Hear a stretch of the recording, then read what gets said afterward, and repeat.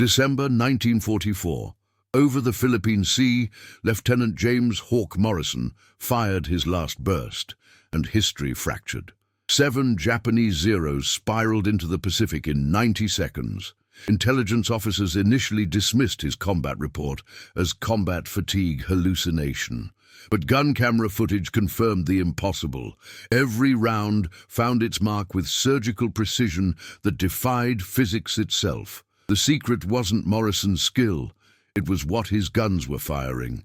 A bullet forged in desperation by engineers who refused to accept that American pilots were dying because their ammunition couldn't match Japanese maneuverability.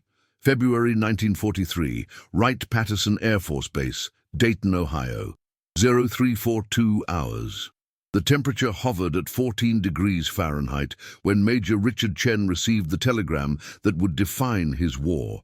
The message contained 3 numbers: 247 American fighters lost in the Pacific Theater during January. 89 pilots killed in air-to-air combat despite achieving firing solutions.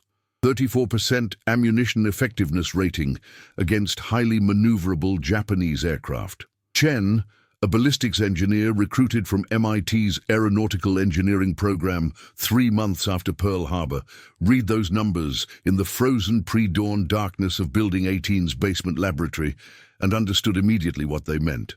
American pilots were dying, not because Japanese pilots were better. Intelligence reports confirmed rough parity in training and tactics, but because American ammunition was designed for European combat doctrine. The standard M250 caliber round, devastating against German bombers flying in tight formations, proved catastrophically inadequate against Japanese Zeros executing radical evasive maneuvers at combat speeds exceeding 350 miles per hour.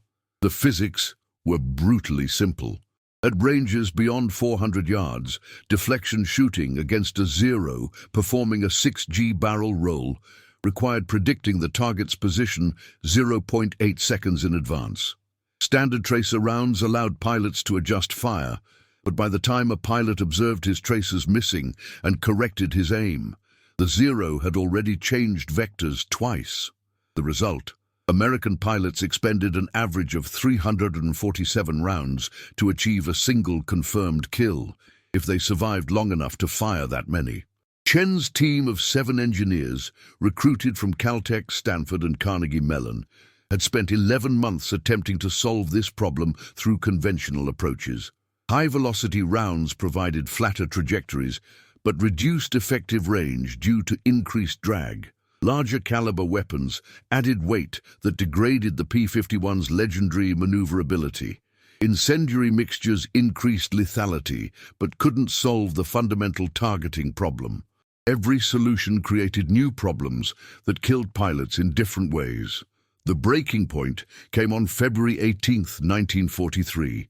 Chen attended the memorial service for Captain Robert Hayes, his former roommate at MIT, shot down over Rabaul after emptying his ammunition without achieving a single hit against 4 Zeros that had ambushed his flight.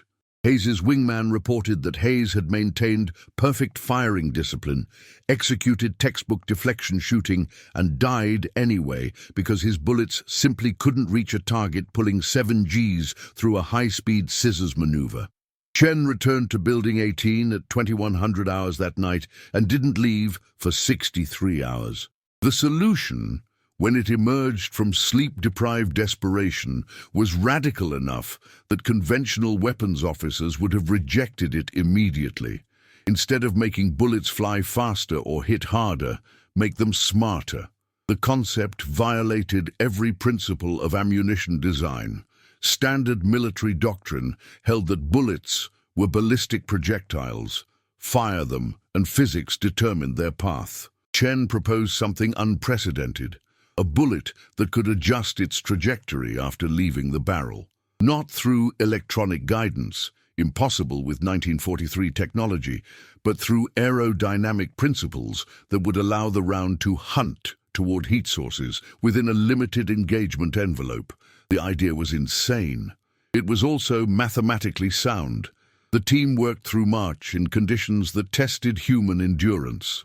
Building 18's heating system had been redirected to prioritize aircraft assembly facilities, leaving the laboratory hovering between 38 and 45 degrees. Chen's engineers worked 16-hour shifts wearing their winter coats, fingers numb as they drafted specifications, calculated trajectories, and designed a bullet that didn't exist. The technical challenges seemed insurmountable. The round needed asymmetric vanes that could generate differential lift in response to thermal gradients without compromising ballistic stability. The projectile had to survive chamber pressures exceeding 50,000 psi and barrel acceleration forces approaching 40,000 Gs. The design needed to function reliably at altitudes ranging from sea level to 30,000 feet, in temperatures varying from tropical heat to sub-zero cold, after being stored in aircraft magazines subject to violent combat maneuvering. Lieutenant Rebecca Keller, a mechanical engineer from Detroit's automotive industry, proposed the breakthrough: microscopic heat-sensitive polymers embedded in asymmetric vane surfaces. When the round approached a heat source, such as an aircraft engine, differential thermal expansion would create minuscule variations in vane angle, generating corrective lift without requiring active guidance systems. The effect would be subtle, perhaps 2 degrees of correction over 400 yards, but in high-speed combat, 2 degrees meant the difference between missing a Zero's fuselage by 6 feet or striking its engine cowling. Colonel Marcus Reeves, Wright-Patterson's weapons development director, heard their presentation on April 3, 1943.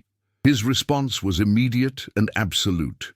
"You're proposing to waste critical war resources developing smart bullets when we can barely produce enough dumb ones. Request denied." Chen appealed directly to General Henry Arnold, commanding general of the Army Air Forces, bypassing 3 levels of command structure in violation of military protocol that could have ended his career.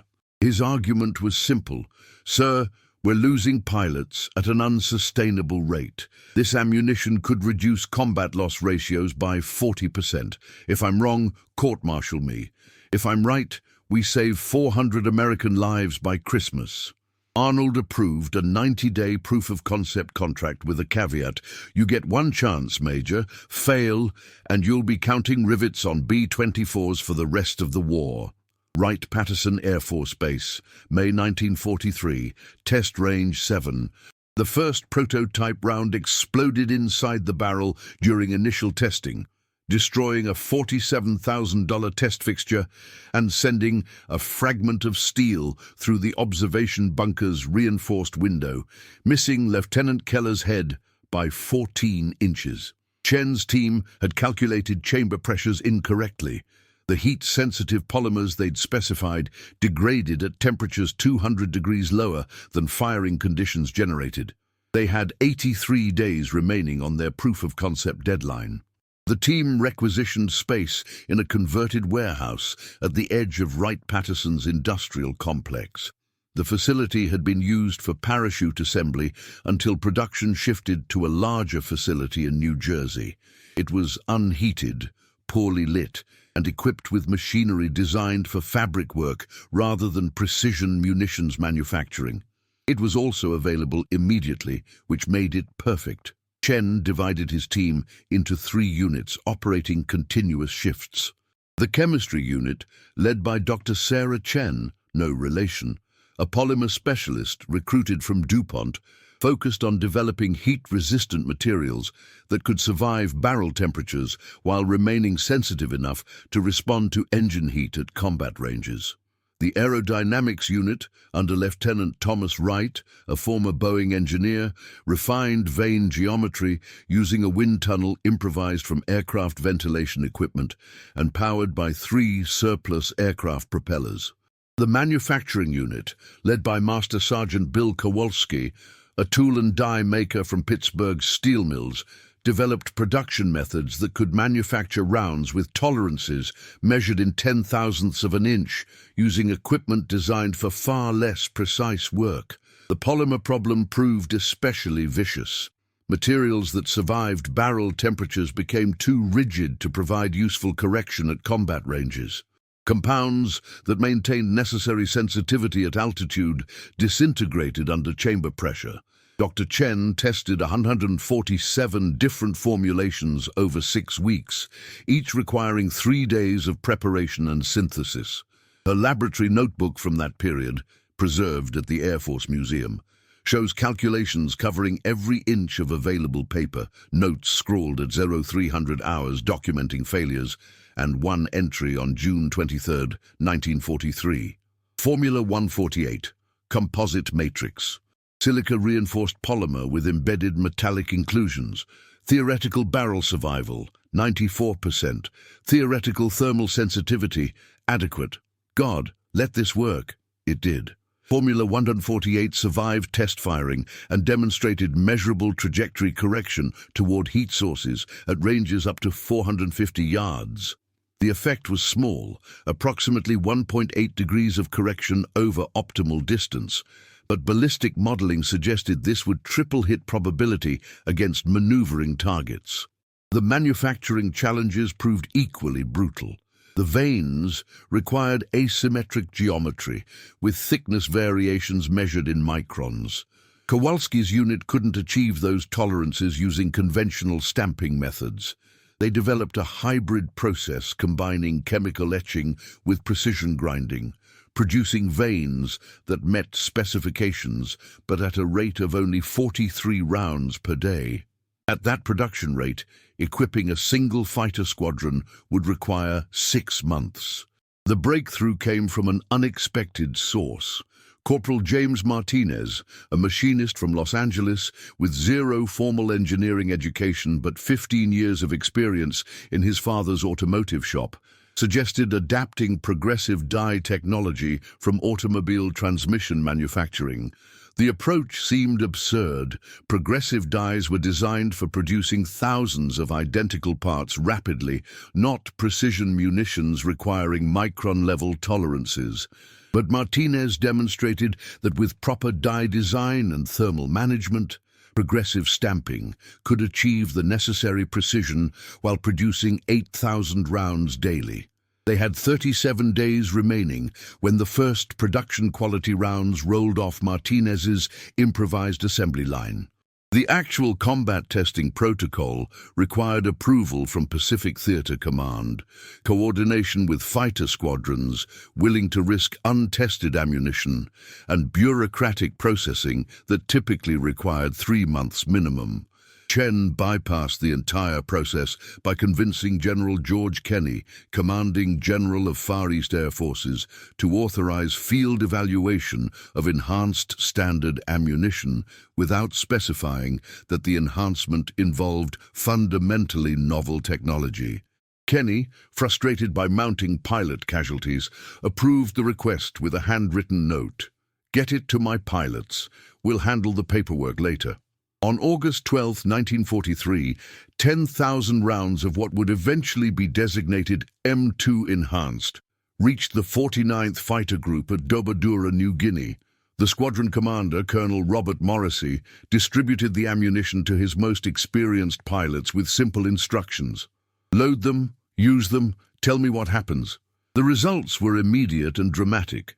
Over 14 combat missions during August 1943, pilots firing M2 enhanced ammunition achieved a 73% increase in confirmed kills per rounds expended compared to squadron averages from the previous 3 months. More significantly, pilot survival rates increased by 41% as engagements concluded faster, reducing exposure to return fire. But problems emerged. 3 pilots reported ammunition failures, rounds that tumbled immediately after leaving the barrel, destroying accuracy completely. Investigation revealed that Formula 148 degraded when stored above 95 degrees Fahrenheit for more than 18 hours. In New Guinea's tropical climate, where aircraft sat on jungle airstrips under direct sunlight, this was catastrophic. Chen's team had 60 days to solve thermal degradation before General Arnold's patience expired. November 15, 1943. Imperial Japanese Navy Air Intelligence Center, Rabaul. Commander Takeshi Yamamoto stared at the combat loss reports with growing unease that transcended normal wartime attrition patterns.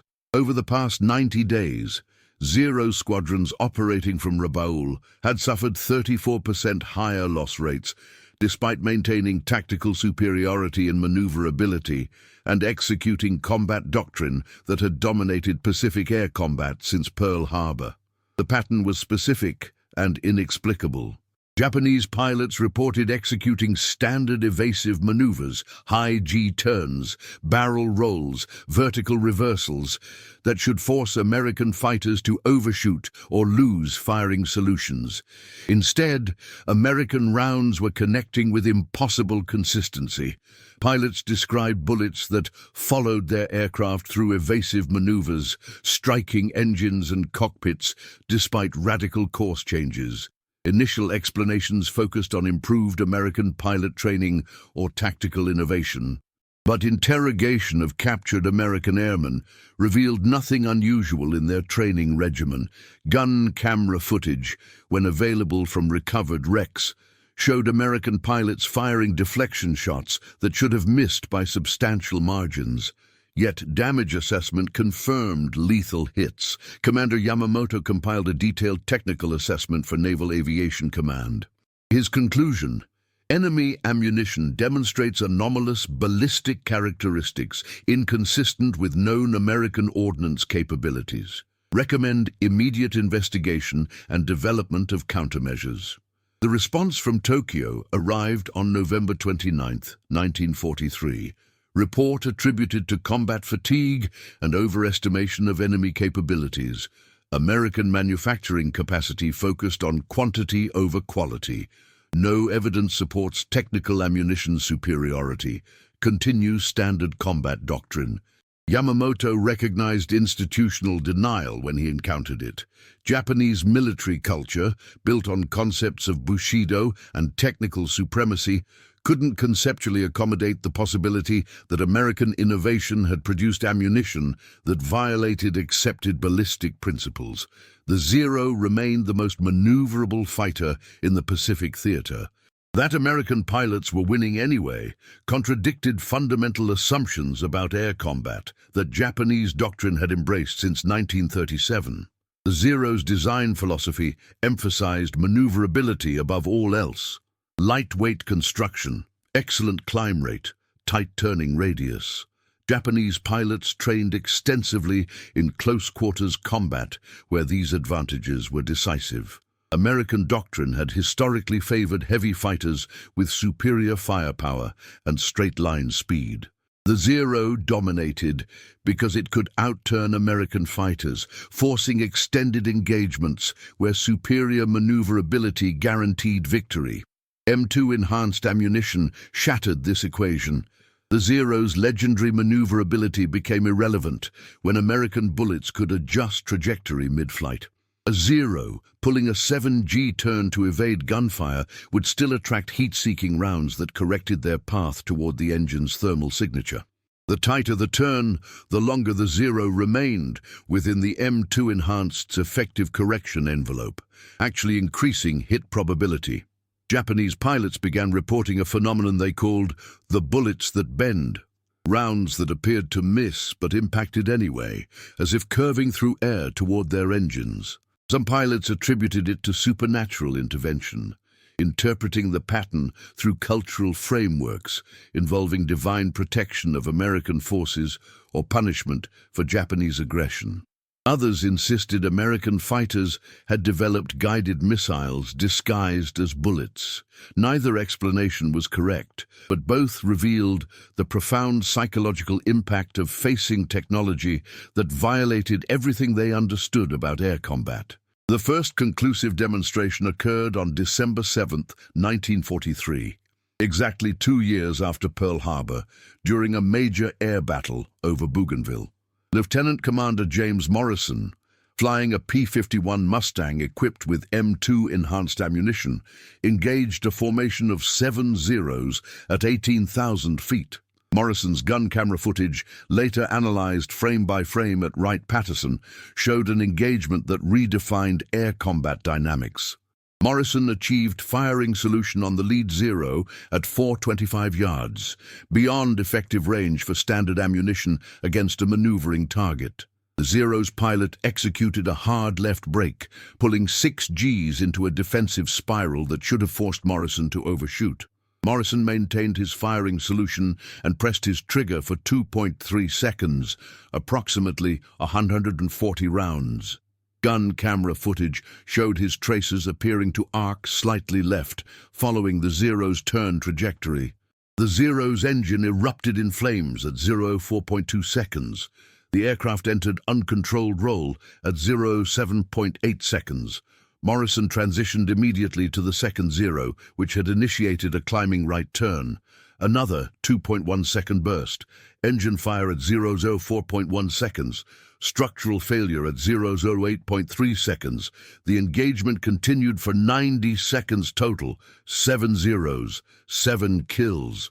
Morrison expended approximately 970 rounds, an ammunition efficiency rating 12 times better than Pacific Theater averages. The Japanese formation never had opportunity to coordinate defensive tactics because targets were falling too rapidly to mount organized resistance. The gun camera footage reached intelligence analysts within 48 hours. Within 72 hours, it had been reviewed by General Arnold personally. His order was immediate: maximum priority production. Every fighter in the Pacific gets this ammunition. I don't care what it costs or what we have to stop making to build it. May 8, 1945. Wright-Patterson Air Force Base. When VE Day arrived, Major Richard Chen stood in Building 18's laboratory, now expanded to occupy 3 full warehouses, surrounded by production equipment that had manufactured 47 million M2 enhanced rounds over 20 months of continuous operation. The war in Europe had ended. The Pacific War would continue another 3 months until atomic weapons rendered conventional air combat obsolete in ways nobody could have anticipated.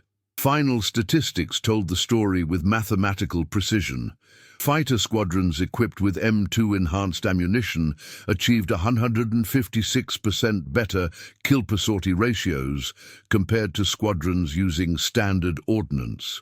Pilot survival rates in units using the enhanced rounds were 63% higher.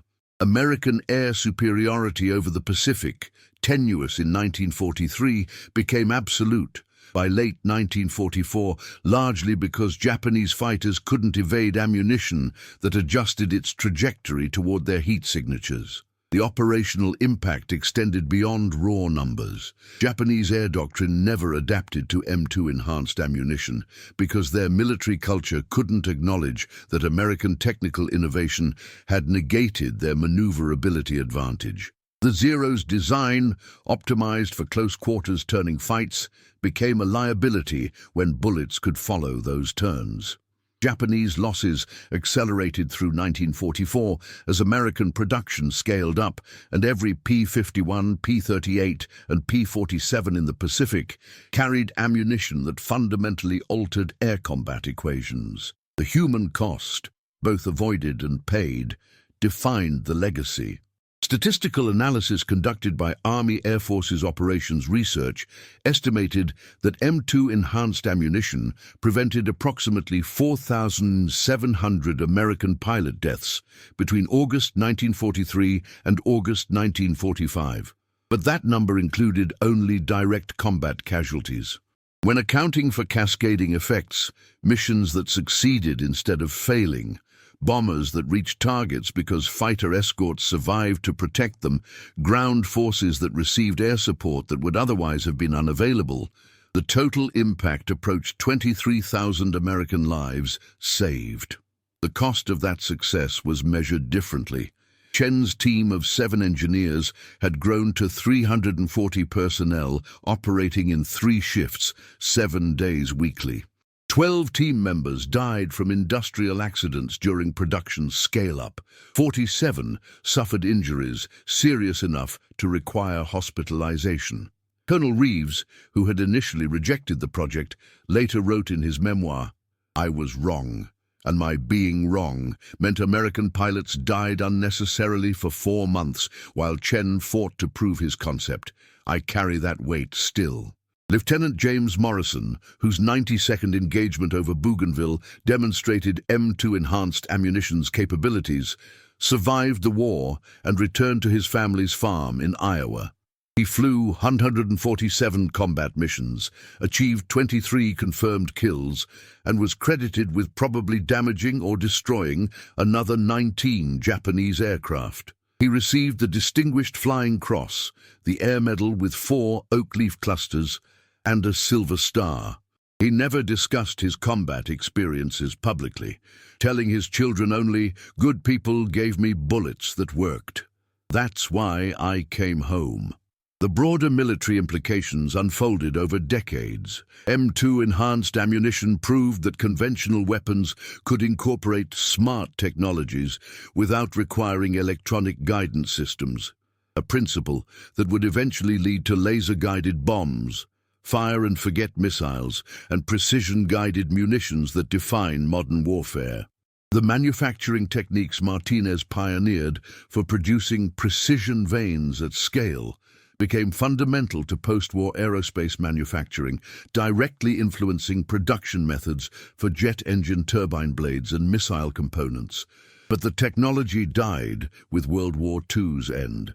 The advent of jet fighters, air-to-air missiles, and radar-guided fire control systems rendered heat-seeking bullets obsolete before they could be fully integrated into post-war arsenals. By 1948, M2 enhanced production had ceased entirely.